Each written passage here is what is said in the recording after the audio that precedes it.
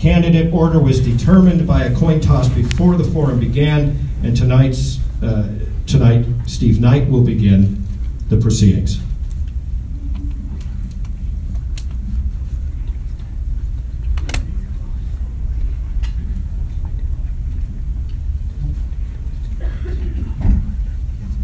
Congressman Knight. Thank you all for being here. I want to thank the League of Women Voters and the Palmdale Chamber of Commerce for bringing us to Larry Cimboli's house. We cherish this. Lenny and I have a great relationship with Larry Cimboli throughout his whole life, and it's always great to be in the Cimboli Center. You know, I think what I talk about is what we have done while we've been in Congress. What are the accomplishments? How have I talked to the community? What kind of wins have we done for the community? And what we can bring back to the community. And that's what I think this election is going to be about. We said when we went into Congress that I would be the aerospace voice. I would talk about how we can bring aerospace to the forefront. We would talk about our veteran care, and we would talk about small business. That's exactly what we've done. So I went on armed services. That was my first request. I went right to the leadership and I said, I want to be on armed services because this is aerospace central. I want to work directly with our military. I want to work with the generals and the rank and file to see what we can do to accomplish missions for the military. Then I want to work with veterans. We brought forward a groundbreaking, new, innovative process right here in the Antelope Valley for our veteran care. And in small business, now I'm a chairman of a subcommittee that I work directly with a Democrat from Florida, hand in hand, shoulder to shoulder, to work on small business so that we can make it better for everyone. So I think 30. I think what I've done is exactly what I told you I was going to do. We would work with everyone. We would work to make sure that we're working in a bipartisan manner. And we try to bring as many wins back to the district as I possibly could. And if you see the record, you can see a record of accomplishment. I thank you all for coming here today, and I hope this is a spirited debate. And I thank Katie for being here.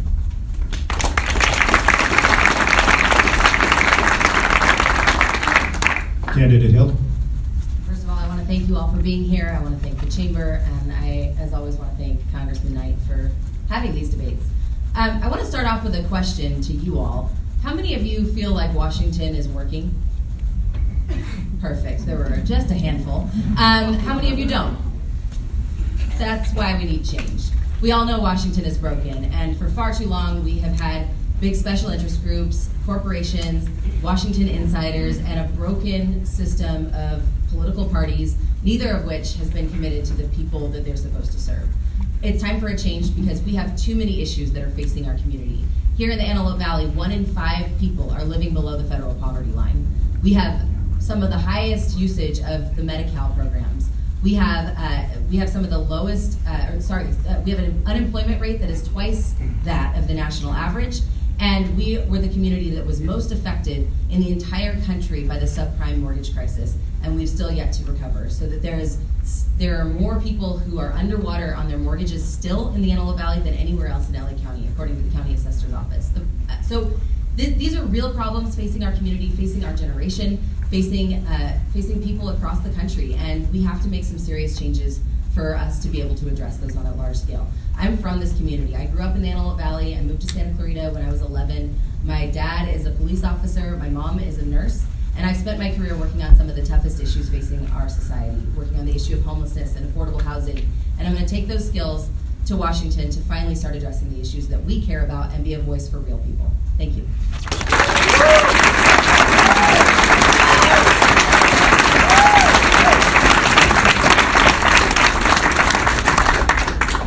Before we proceed, I want to remind everybody, please hold your applause until the end. We're now going to enter the second section. My first question is for Congressman Knight. Congressman Knight, many have said that our borders must be secure before we can begin a broad overhaul of immigration laws. How do you do that? Well, I think immigration and healthcare are probably the two issues that affect everyone in our community, and they're probably the most difficult discussions that we can have. We've talked about different ways that we can talk about, we can fix immigration, and we can kind of move down a path of immigration. The very first thing that's got to be attached to immigration is a stronger border. Everyone knows that and everyone agrees on that. If you saw the television meeting with President Trump and Leader McCarthy and Leader Hoyer from the Democrat Party, they all agreed on that. How do we do it? We can bring in new technology that we've used in Afghanistan and Iraq. We can build a wall in certain areas, and we can have new technologies in other areas. But the amount of drugs that come over the border, the amount of crime, the amount of sex trafficking and indentured servantry, and the possible threat of terrorism that can go over the border, we know that the border has to be secure. I've been to the border in about 4 or 5 different areas. There are certain places in the border where you can just step over a 1.5-foot wall and walk right into the country. So if we're going to have a secure border and have a talk on immigration, then let's attach that to anything we talk about, whether it be DACA, TPS, or any other group, and I think you get a lot of bipartisan discussion that is healthy. Thank you. Candidate Hill. Sure, I agree that border security is absolutely crucial for the same reasons: sex trafficking, drug trafficking, possible terrorist threats. But what we're doing right now is spending our resources in the wrong places. We're spending it on separating families. We're spending it on sending people back home, or back to what is not ever and has not ever been their homes since they were little kids. And we're sending them to, we're sending people who are in desperation, who have been living here and working here for, in some cases, decades, when they haven't committed any crimes, because of a system that is broken. We have to have real immigration reform, and Congressman Knight's party has been unable to deliver on that for far too long, even though it's a promise that's been made over and over again. This is about our commitment to our neighbors, and there's no reason that we can't have smart, tough immigration law that is actually about helping people at the same time. Next question for Candidate Hill. How can Congress help to curb gun violence? Sure. So first, we need to recognize that there has been for far too long an over-influence of the gun lobby and of groups like the NRA. I know that just recently Congressman Knight said that he'll no longer be taking NRA money, so I hope that means that he'll start supporting legislation that is about gun sense. That doesn't mean I'm not for the Second Amendment. I fully support the Second Amendment. I'm a gun owner myself, and I grew up with guns, so did my husband. But we need to be for universal background checks. We need to be for closing the loopholes that make it possible for someone who's in a serious mental health crisis to get a weapon.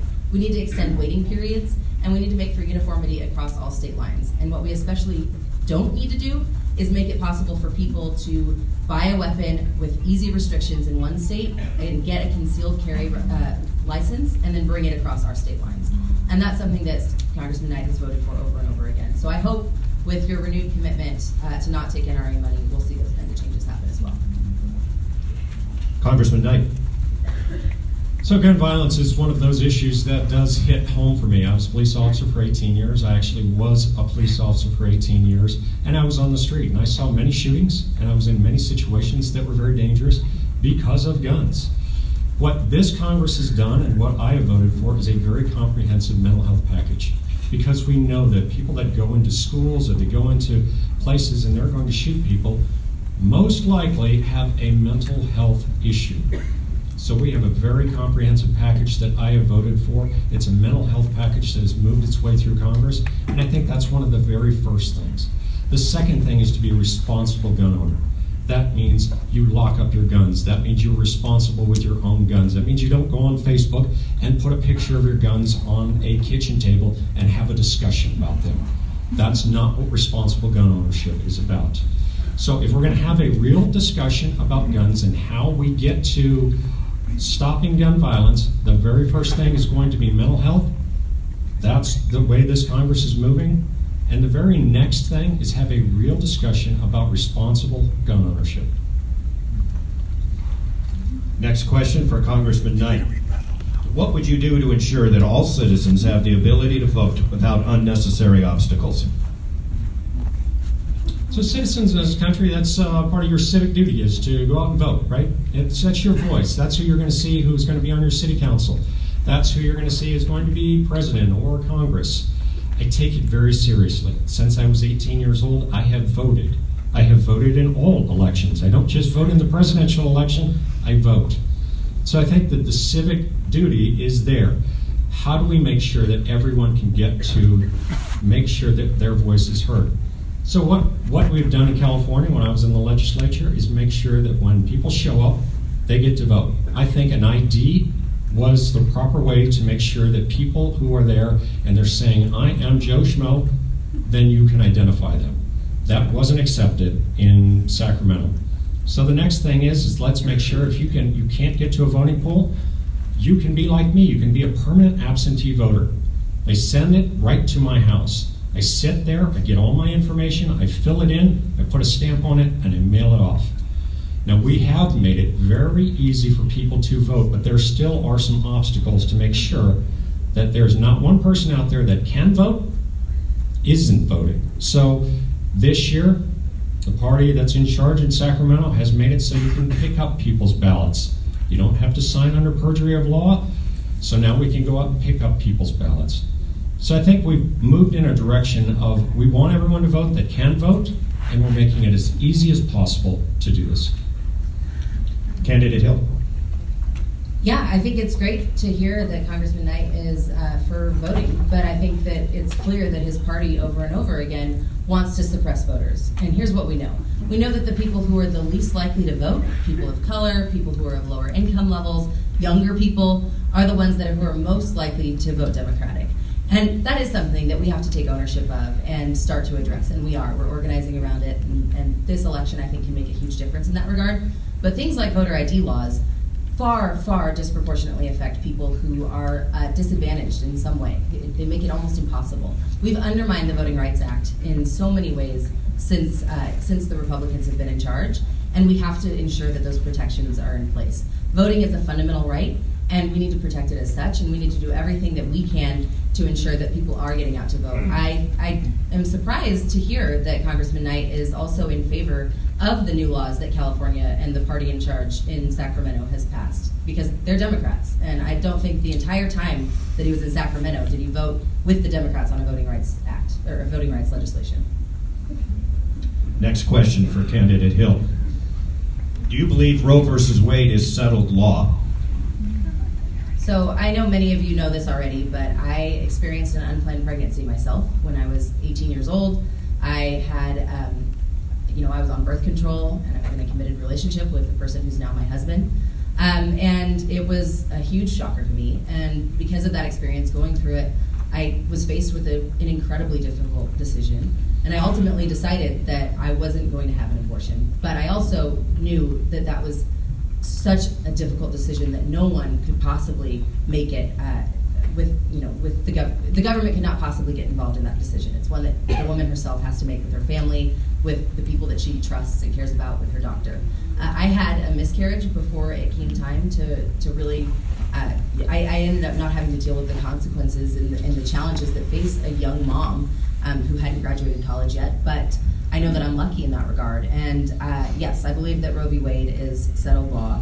And unfortunately, Congressman Knight has voted over and over again to limit a woman's right to choose, even in the severe cases of rape or incest, and at the same time has made it so that employers can block a woman's ability to get birth control, and so that health insurance companies don't need to cover maternity care.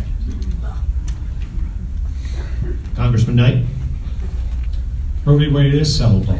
It is 44 or 45 years old now, and remember what Roe v. Wade said, that states will be able to do what they want in a session of how Roe v. Wade is settled through the Supreme Court. It is settled law. There is no doubt about that. But let's look at what happened in this Congress in this past session. We did one bill, and it talked about abortions. And it said no abortions after 20 weeks. That was the bill that went into Congress. That bill was stopped in Congress, but that was the one bill that we talked about when it comes to an abortion. You can have an abortion, that is settled law, but no abortion after 20 weeks. So that was the only issue that came up. That was the issue that we voted on in the House. It died in the Senate, but Roe v. Wade, yes, it absolutely is settled law. Next question for Congressman Knight. What would you do to support the current version of the ACA, including the protection for pre-existing conditions? So, between the ACA and the HCA, there are issues in both of them. We see that the ACA has some issues. We see that the AHCA has some issues. I've talked with many members in Congress on both sides of the aisle to try and get together to try and figure out a way that we can work on healthcare. Just today, I met with healthcare professionals, and we talked about new ways. What have we done? We put a veteran program right here to help in healthcare for our veteran population so that they can get healthcare right here instead of driving over the hill to Sunset or to West LA. So we're trying to affect our area right here. And lastly, what I will say is if we go to a program that my opponent wants to do, and we do Medicare for all, even the Democrats here in California have said it'll cost $400 billion. For the country, $3.2 trillion. The California Democrats have already said we would have to raise your taxes 200%. That's not what the federal level will have to do because we will have to do something for that. So I'm trying to work with both sides of the aisle. I don't call them Democrats and they're bad. I don't call them Republicans and they're bad. We're trying to work together to figure this out. But this is a very intricate system, and you're going to do it in steps. ACA was not the step. AHCA might not have been the step. We've got to work this thing together so we can get health care for everyone. Candidate Hill? Yeah, I completely agree that we have to do it in steps, and ultimately we need to get to a place that includes healthcare for everyone. This is an especially important thing for me. I've been on the end of it when you don't have healthcare. My husband, Kenny, who's here tonight, had a spontaneous pneumothorax, which is a spontaneous lung collapse, shortly before we got married and during a brief period before the ACA took effect that when he didn't have health insurance. And he ended up going to the hospital for 11 days, having to have emergency surgery, and we ended up $200,000 in medical debt. So this is a real challenge. Medical debt is one of the #1 causes of bankruptcy. And if you look at costs, actual cost savings that happen when we fully insure people in our country, it is far, far more than $3.2 trillion. However, what we have to recognize too is that these are incremental changes that need to happen, but what we shouldn't do is attempt to repeal what's already in place without a plan to replace it. And that's exactly what Congressman Knight did multiple times, dozens of times over the course of the time he's been in Congress, and especially this past time, which would have taken away health care from over 60,000 people right here in our own community. It would have gutted the guarantee of the Medicaid expansion that was so crucial here, and it would not have had protections for people with pre-existing conditions. And this administration right now is attempting to undermine the pre-existing conditions element of it. Getting rid of the mandate has made it so that the health insurance companies cannot sustain covering everybody. So there has been so many attempts to make it impossible for this healthcare system to work, and we need to have people who are committed to going in there to fix it and not undermine it. Next question for Katie. What can be done to bring back a spirit of bipartisan cooperation in Washington? Sure. So I'm pretty much the definition of bipartisan in my household. My dad is a lifelong Republican. The first time he ever voted for a Democrat was in the primary when he voted for me. And my mom was a Democrat. She's here tonight. So I think that what we have here in our community, which is one of the most equally partisan communities in the entire country, we're almost exactly Democrat and Republican, with a huge number of people who don't consider themselves affiliated with either party and who would vote either way depending on the person and depending on the issues that they feel are important. We need to have somebody who's going to go in and say that they'll work with either side. I recognize that if I am elected, Kevin McCarthy is going to be my neighbor, and there are many issues and initiatives that I'll have to work with him on. But I also recognize that the vast majority of the representatives from California, the ones who are working on the issues that affect us as a state, like affordable housing, are in healthcare, they're Democrats. And so we have to find a way of working between the two. And I think that people like me and like others like me who are running across the country are the ones that can start to lead that change and to say that we're not about representing a party. We're not accountable to just one party. And unfortunately, Congressman Knight has voted with his party and with Donald Trump 98.9% of the time. So he likes to talk about being bipartisan, but unfortunately his votes don't track with that. Congressman Knight? So let's talk about votes, and let's talk about how we track. During these two debates, I've heard a lot of things about Republicans are bad, Republicans have done this. Remember, Republicans are almost 40% of who we I'm not talking about Republicans. I'm talking about Republicans. Please don't interrupt. Okay. So remember, in answers, if you say Republicans are bad, that's 40% of the people that you are going to be in charge of if you are elected. We talk about everyone. If you want to be a leader of everyone, then you don't say Republican or Democrat. You say, how do we move forward? So that's what we've done. About 80% of our bills are co-authored by Republicans and Democrats. That's because we're in charge of Congress right now. We have a majority. Why would I need that? Because we need to go in and make sure that people understand what we're trying to do. It's not a Republican idea. It's not a Democrat idea. It's going to help people. I think you might want to co-author it, and that's why 80% of my bills have been co-authored. This thing that keeps coming up about this 98% of voting with President Trump, let's look at the Lugar Institute. The Lugar Institute is a very low bipartisan institute that looks at the 435 people in the House and says, who's the most bipartisan? I'm 69 on that list. That means I am in the top percentage of most bipartisan. That means we reach out to Democrats, we reach out to Republicans. When I write a letter, like we just did with Congressman Panetta from up north, it was a Republican and a Democrat moving together. So it's not they're bad, it's let's move together and let's get something done. Next question for Congressman Knight. You mentioned earlier, aerospace has always been the backbone of the Antelope Valley economy. What would you do to ensure the protection of this important industry? There is no doubt that that is the biggest economic engine in the Antelope Valley.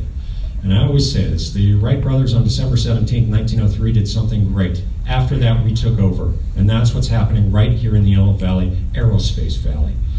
We look out for not just the big guys, but the little guys, and we talk to everyone to find out what kind of an amendment can we put into the National Defense Authorization Act to make sure that we're moving forward with products that are going to help our warfighters. Right now, we have the National Defense Authorization Act that is moving forward in the appropriations process. Next week, hopefully it'll get done, we'll get it through, we'll get it signed by the President. I have 9 amendments in there. All 9 were accepted by Democrats and Republicans. I even had an amendment in there that was not accepted by the chairman of my party and the ranking member of the Democrats, and we still got it through. So we've been very, very successful, including getting a brand new tower for Plant 42, because Plant 42's tower is seismic and wind problematic. How you can have that in the Antelope Valley, I don't know. So we put something in there, and they're building a new tower at Plant 42. Candidate Hill? Excuse me. I come from a long line of people who worked in aerospace. My dad was in the Air Force. My grandfather was someone who worked in aerospace, worked on the Space Shuttle and the Apollo series. My stepdad, who's here tonight, worked on the B-2 bombers, also in the Air Force.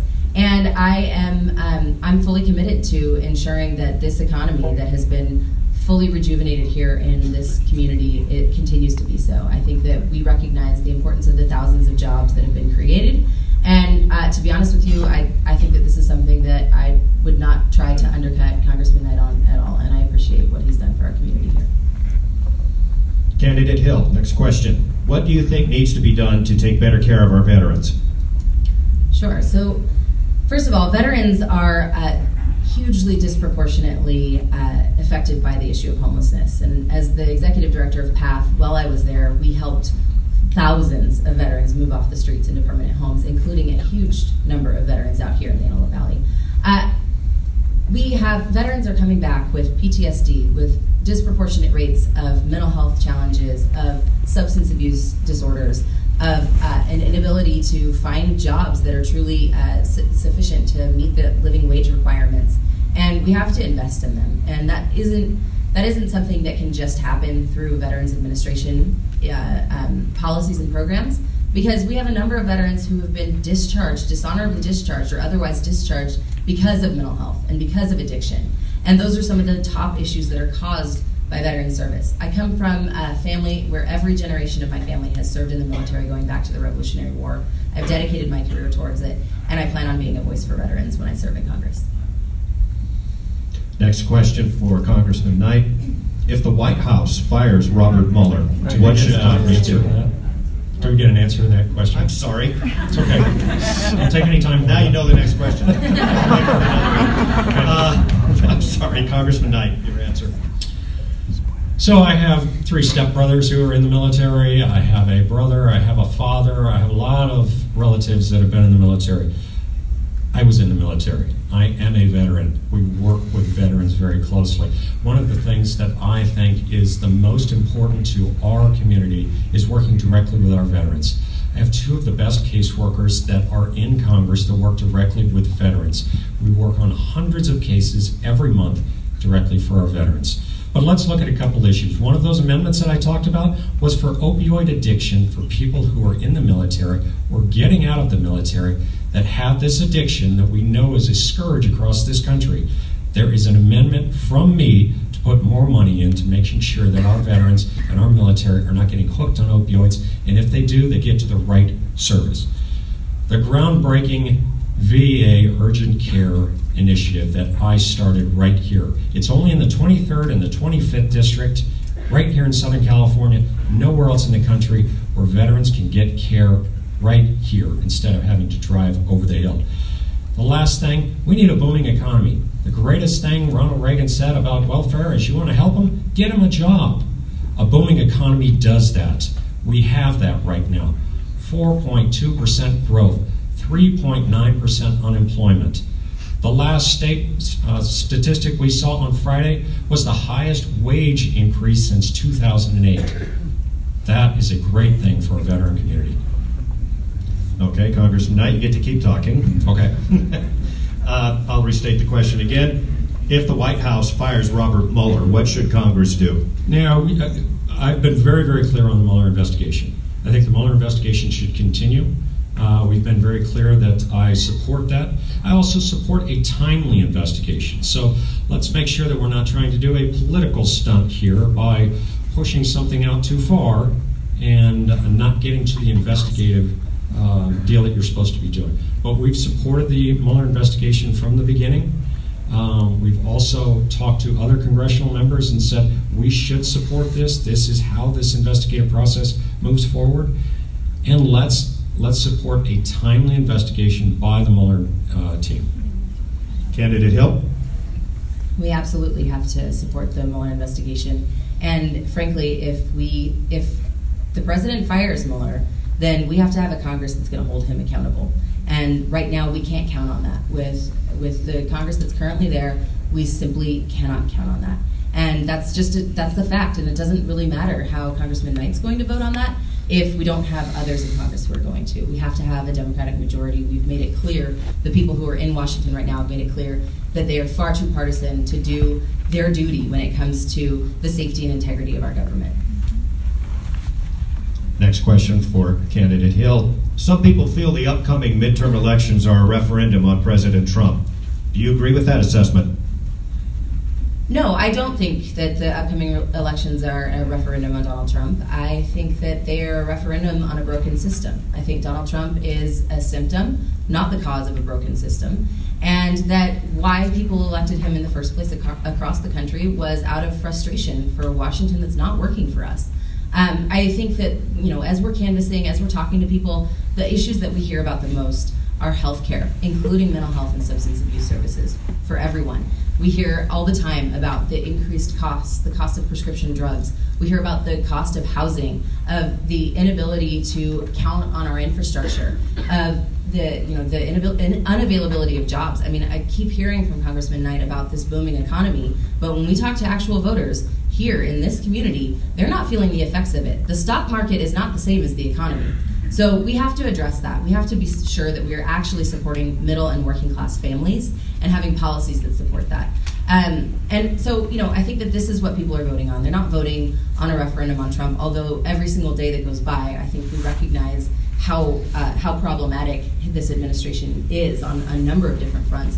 But truth be told, if I'm elected and if Donald Trump is still in office, then I'm going to do everything I can to work with him to get things done for this community if that's what it takes. Congressman Knight? No, I don't believe that it's a referendum on the president. I think that it's going to be individuals in their different congressional districts who are going to have to either show a case or they're going to have to be run over by somebody that will come in and show a better case. I honestly believe that. I think that that always happens.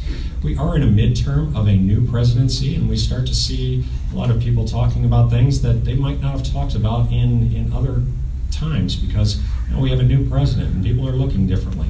But this isn't a referendum. What this is going to be is individual candidates and individual congressional members having to go in and show their case. What have you done for your community? Have you got wins for us? Have you worked with both parties on issues that affect us? I think if you look at me, I have bills signed by President Obama, I have bills signed by President Trump. Over 80% of my bills are co-authored by both parties. So I think you're looking at a candidate that works on both sides of the aisle to try and benefit this district and this community. Congressman Knight, what can be done to reduce the number of homeless people in our community? So we all know that the homeless population here in the Antelope Valley especially has exploded over the last 10 years. You can drive down certain streets in the Antelope Valley and you can see a much bigger population of homeless than we have seen, like I said, over the last 5 or 10 years. This is a very harsh environment. We go to about 115 degrees, we go down to about 10 degrees. It's very difficult for somebody who doesn't have shelter to be able to survive in this. We know that. So the cities of Lancaster and the city of Palmdale have done kind of their own issues on how they will address homelessness. The best way that Congress can affect this is making sure that we get money down to the local level so that the local level, whether it be the counties or the cities, can help the homeless population. CDBG funds are maybe the best mechanism for that. We had a cut in CDBG funds. I put an amendment in to put $100 million into CDBG funds to bring that level back up to where it was the year before.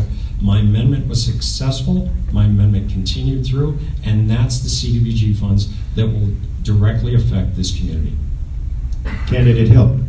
Sure. So, of course, homelessness is my background. I spent a decade working on the issue.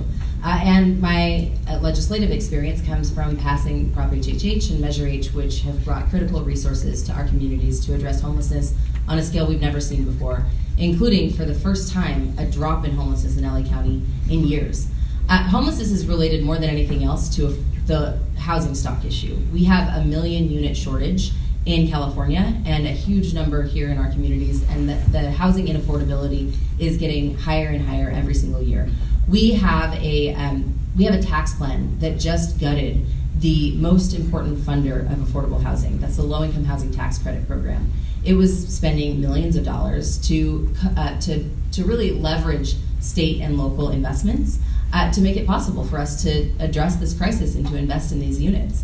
That's gone now. That's been wiped out, and we have no plan to reinvest in that capacity at the federal level. And that's because instead of investing in our communities, we're putting money into the 80% of the tax benefits go to the wealthiest people in this country and to big corporations and to foreign investors, not to the issues here. So $100 million in CDBG funding is a drop in the bucket compared to the tax breaks that were given to big corporations, and especially to the one that I can't wrap my head around is foreign investors. These are not people here in our communities that need the help. And so if we want to address the issue, we have to address a number of things, whether it's healthcare, substance abuse, and mental health. There's no one-sided issue to it, but it's poverty and income inequality. And when you're talking about... Okay, thank you. Next question. What is your stance on the extension of DACA? Oh, me. I'm sorry. Yes. Yes, DACA needs to be extended. There's no doubt about that. I think that we have over 3,000 people who are DACA recipients here in our community in this district. And we can't just extend it, but we need to provide a true path to citizenship for people who have been living here for most of their lives. And I think that should be part of broader immigration reform. Congressman Knight? Well, I would disagree. I don't think we need to extend DACA. I think we need to fix DACA. We've been talking about this for years. We've been talking about the DACA population. We've been talking about the TPS population. It keeps going back and forth as a political football. We shouldn't do that. I've been very clear on what I believe in the DACA population, that the DACA population should be able to stay here in the United States. They should be able to stay here on a process where they're here legally and then they can move toward citizenship. But remember, when people use this term of path to citizenship, that is a political term. That is not a real term. The people that come over here and they want to immigrate to the United States, there is a way that they immigrate. So when we say path to citizenship, people start thinking, well, are you going to put them in front of me, or are you going to do something that makes them in front of the line? Remember, to become a citizen in the United States, you have to be here legally for 5 years. You get your worksheet after 5 years. Then you can apply. You go down the worksheet. If you check yes on all those worksheet issues, you then can go in for citizenship. There is no path to citizenship. That is how it works. When you start talking else, then you start putting other groups in different situations. So let's have the DACA population stay here.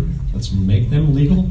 If they're here for 5 years, they can work toward their worksheet, and they can go on that process. Same with the TPS. Next question for Congressman Knight. As a member of Congress, what can you do to support small businesses in your district?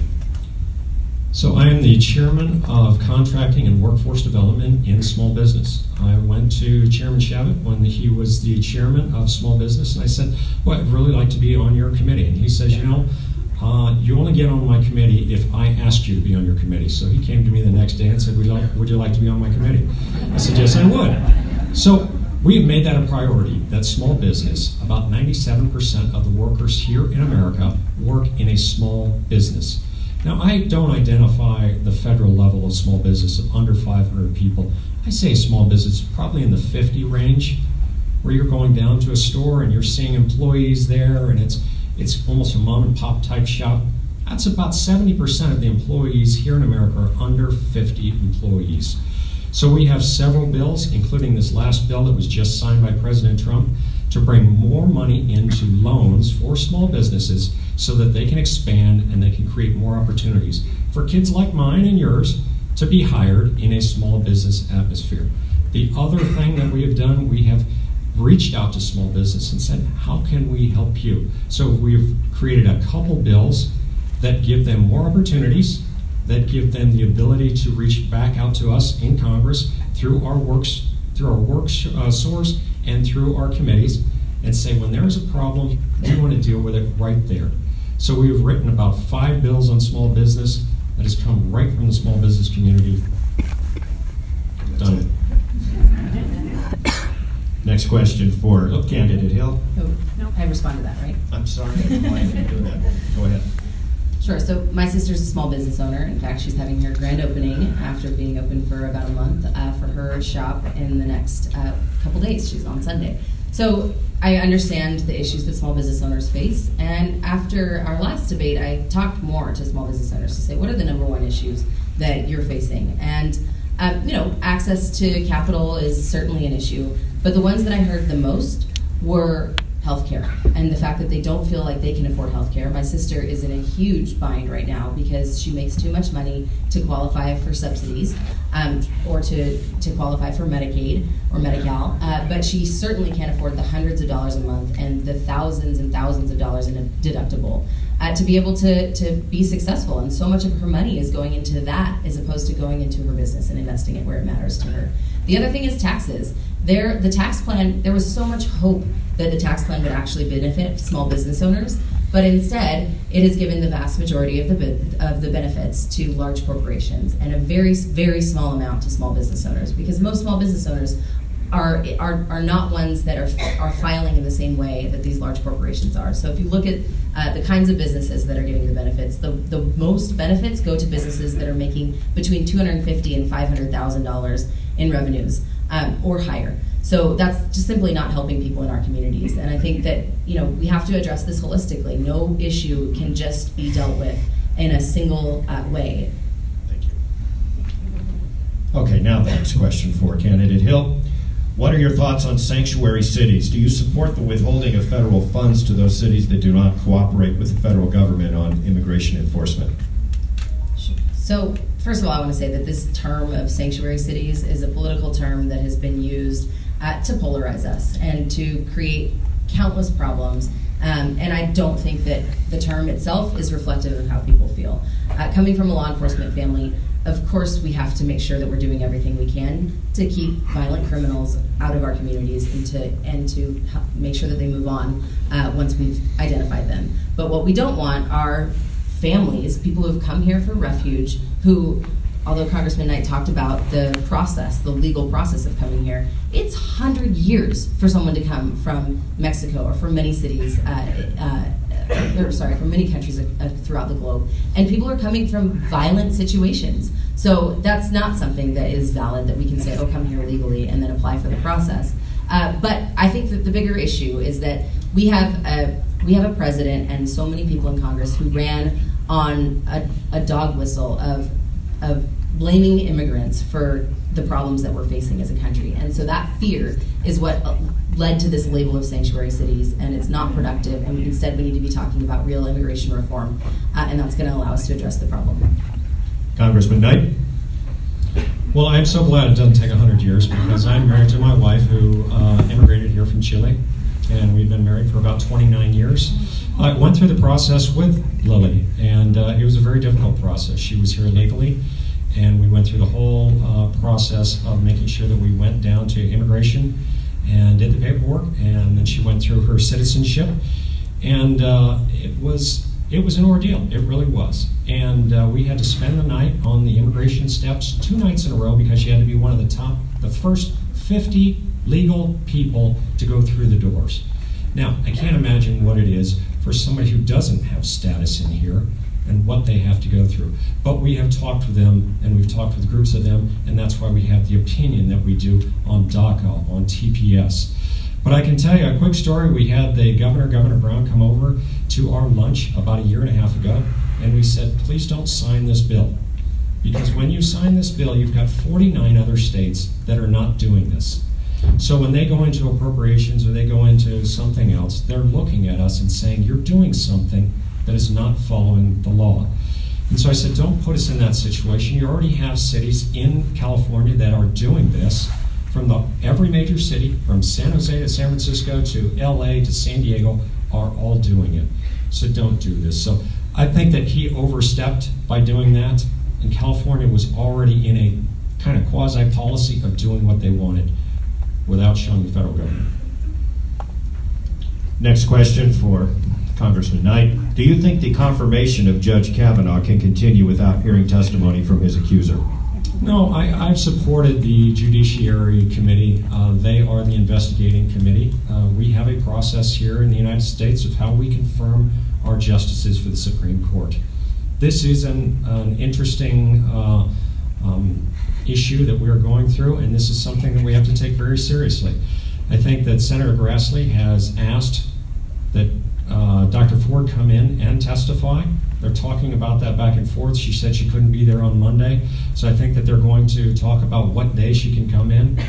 And I also believe that Senator Grassley and the entire judiciary have told her we can do this in an open process, we can do this in a closed process, but we want to understand what the testimony is here. So, but remember, this is through the United States Senate. This is the way that we confirm justices. And the judiciary has the ability to kind of go in and be a quasi-law enforcement committee. They have subpoena powers, they can do the things, they can go through the investigation. So I think it's working through the process. Candidate Hill? So first of all, I want to talk as someone who has been a victim of sexual violence, and I know firsthand how difficult it is for a woman to come forward.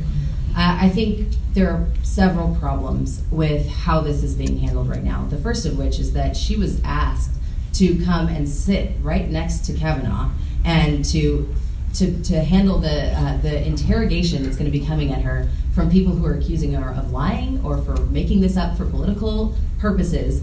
And that's such an incredibly difficult thing for a woman, which is why so many women never come forward, or why it takes decades in many cases. So I think, to say that, we just need to go through the judicial process is incredibly problematic, and we have to find a better way of doing it that includes protecting the victim. And I think we need to be asking some really serious questions about who this person is, Kavanaugh. And I frankly think there are many problems with his confirmation, not the least of which is this. That concludes this portion of the questioning. We will now go into a rapid fire round. Each candidate will be asked a question. We'll have 30 seconds to respond, and we will start with Congressman Knight. What can be done to protect Social Security and Medicare? Well, many things. I've been a staunch supporter of Social Security and Medicare. But remember, this is the first year that we are eating into the reserves of Social Security. If we don't talk about Social Security, then it'll continue to go in a place that we don't want it to go. So we have to be adults about talking about Social Security and Medicare. Remember, if we don't protect Social Security for this generation, it will break down for the next generation or the next or the next. We don't want that. We want it to be secure for this generation so it'll move forward for the next generation. Candidate Hill, you call yourself an experienced change maker. Is it different questions? Yes. Oh, okay, I'm sorry. You call yourself an experienced change maker. What does that mean? That means that I have worked on one of the toughest issues facing our society. I've grown an organization from a $5 million a year organization to a $50 million a year organization with 400 staff working across the state of California. I have developed and passed major legislation amounting to $1.2 billion in capital and $3.5 billion over 10 years in services. Congressman Knight, you co-authored the No NATO Withdrawal Act in July. Explain why this is important and explain the fear you have of the White House withdrawing from the alliance. Oh, I don't believe we should withdraw from NATO. I have visited many NATO countries. I've talked to leaders in NATO countries, whether it be military or political leaders. We have a very close-knit relationship with our NATO leaders. That is why we are in a safer world that we have NATO in place. I don't believe that withdrawing from NATO would ever be the right thing for the United States. Candidate Hill, you won't accept money from corporate PACs. Why is that important to you? I think that the reason we have so many problems with people not showing up to vote is because they don't believe that our political system is working for them. Because over and over again, we see politicians who are accountable to big corporations, as evidenced by the tax plan, and not to the people that they're supposed to serve. So I believe in trust as the most important quality in a politician, and I think that you have to walk the walk. You can't take corporate money if you say that you're going to stand up to corporations. Congressman Knight, how has your background in the military and law enforcement influenced your decision-making as a congressman? Well, I think I'm very mission-oriented. I think being a veteran and working in the United States Army makes you mission-oriented. That's the problem. That's where we're going, and that's what we've got to fix. As a police officer, it's 1 out of 12. You show up to see the woman, see the man, see what the problem is, and try and help fix the problem. Same thing in Congress. But you got to work with a lot of different people and make sure that they understand where you're coming from and understand where they're coming from. Candidate Hill, you have the endorsements of the Democratic establishment. How will that influence your decisions if elected? Well, on the right side, I'm not dependent on the Democratic establishment for fundraising, which is why you're accountable to people. I know that my money is coming from individual donors. I have that allows me to be independent, and I think that's one of the reasons that you've seen me out fundraise Congressman Knight for the last 3 reporting periods, and the money that's coming in to fight for him, in to save his seat, is all coming from the Republican establishment. So you're going to see that affect our votes. I can be an independent voice when it's going to be much harder for him to be. Congressman Knight, what is the accomplishment you are the proudest of during your current term? Oh, during the current term, there's no doubt about it. It's the urgent care for our veterans. This was a process that was brought forward by a gentleman who's very respected in the community. Talked to me, we talked to the VA, and we've got this established to help our veterans. Now, when we talked about this process, we knew we would be butting heads with the VA. We also knew that we had to be diligent on working with the VA and making sure that they know we're not trying to privatize the VA, we're not trying to do anything like that. We're trying to get better care and more accessible care for our veterans. So without a doubt, that is going to help our veteran population like nowhere else in the country. Thank you. Candidate Hill, you have stated that our tax system needs to be more equitable. What changes are needed to achieve that? The first thing is that the benefits that we're giving need to go proportionately to people who need those tax cuts. We have this massive income inequality that we're facing as a country that leads to countless problems.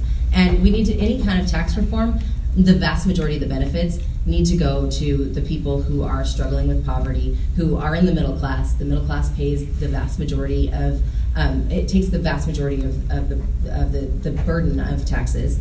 And we have tax policy over and over again that doesn't benefit us. Congressman Knight, what are congressional Republicans' plan if they maintain their majority in Congress? Well, we're going to try and continue this booming economy.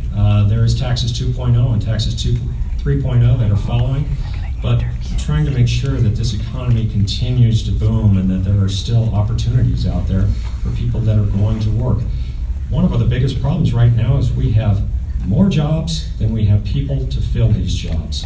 We've got to look at how we're going to fill those people into those jobs. Might be a 4-year university, might be an accreditation, might be a program that's working right here in the Antelope Valley. We've got to figure that out. Candidate Hill, why should people vote for someone who has no experience in Congress? I think we can all see that Congress isn't working. Do we really want people who have that kind of experience to continue to go back and do a bad job? I mean, I think that speaks for itself.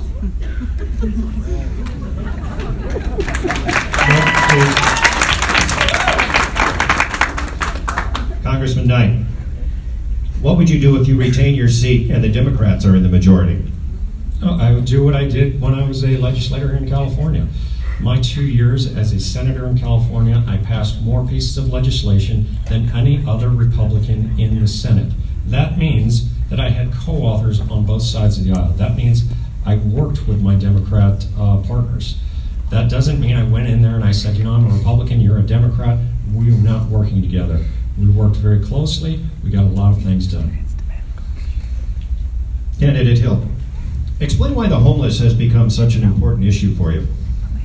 Homelessness, to me, is the culmination of so much of what's wrong with our society. You see how everything else ties into it, from income inequality to the criminal justice system to mental health and substance abuse to housing. And so working on that issue it has given me experience in all of those different factors.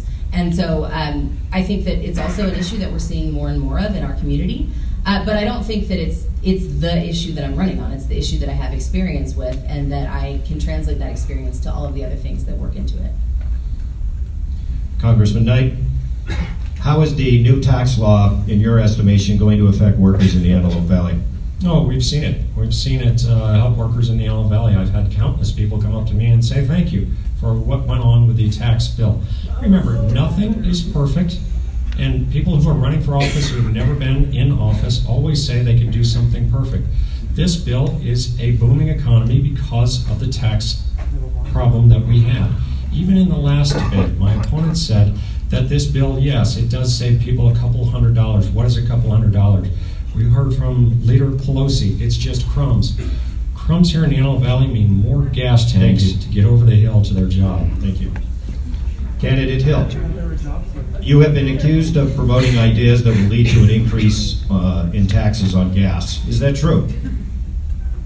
I don't know what ideas they're referring to, but I do know that I have, I think the fact that I'm being attacked on gas and on a state legislative issue shows you that there's not a whole lot to be attacking. Please, folks, you can silently enjoy yourselves.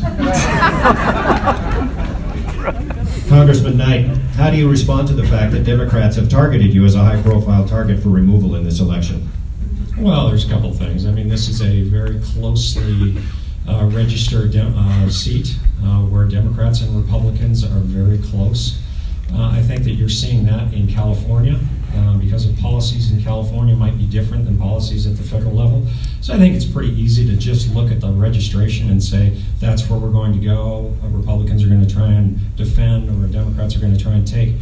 That's all over the country, and this is just one of those seats. Candidate Hill, do you support a Medicare for All program? Look, I support getting health care for everyone, and I believe that that means moving towards a Medicare for All program. What that looks like is what we should talk about. I think that Medicare in and of itself has a number of challenges, but I think the first thing that we need to focus on is a healthcare system that works right now while laying the groundwork for something in the future that's sustainable and that actually helps people. That ends this round, and now we go into the final statements. And I would like to say to the candidates, if any question was brought up or anything you felt you didn't get to answer fully, you can address that in your closing remarks. And first up is Congressman Knight. Well, again, I want to thank the Chamber and the League of Women Voters for putting this forum on. I think they're very helpful. I do. I think that you're looking at two people who are running for the 25th Congressional District, and one has a lot of experience and one is brand new to this. And you're going to make up your mind on which is better. If you call a plumber to your house and they say, this is my very first day I'm doing plumbing, but I'm going to give it my best shot, I think that that's problematic. But let's just look at some of the words that have come out of the last couple debates. We've talked about the tax plan. We've talked about what it has done. I've said it's a booming economy. I said unemployment is under 4% for the last 4 months. In the last 49 years, it's only been under 4% 9 months. You've just lived over the last 4 months of almost half of that time. We have a very, very booming economy where wages are going up. On Friday, they said these are the highest wages since 2008. So let's look at words too. In the last debate, my opponent agreed. Well, that's only a couple $100 that families are getting. Right here in the Antelope Valley, we need jobs, and we've always talked about jobs. But 70,000 people go over the hill for work.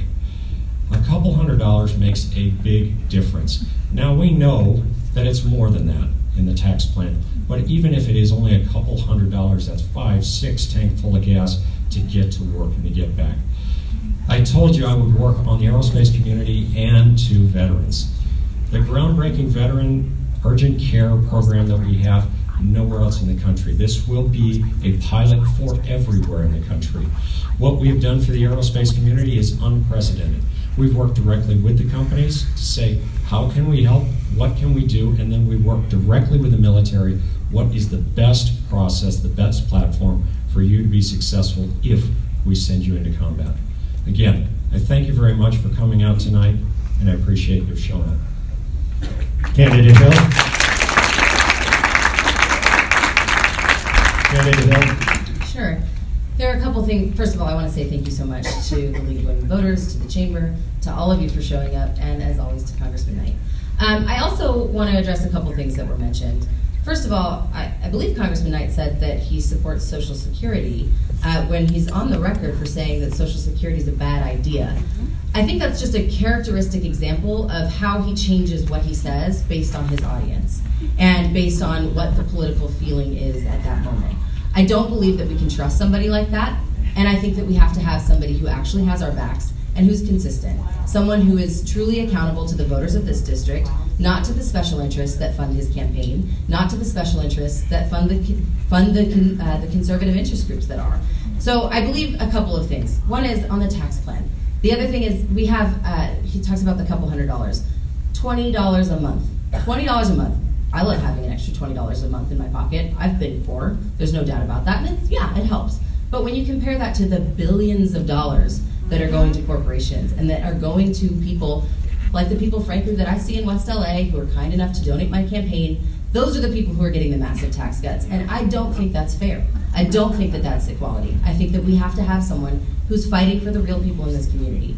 And when you talk about experience, let's talk about the real experience of truly helping people. Not going in, working in a cog in a machine, but trying to change the system. Because we know, y'all raised your hands, this system is broken. And we need people who are truly going to go in and try and fix it.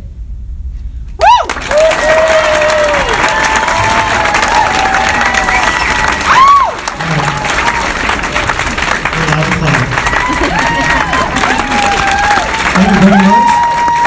That concludes this candidate forum. I want to thank both of the candidates for their time tonight. You're helping all of us to make the right decision at this important time. I also want to thank all of I also want to thank the Palmdale Chamber of Commerce for hosting this event and the League of Women Voters. And finally, I want to remind you, vote on November 6th. Thank you.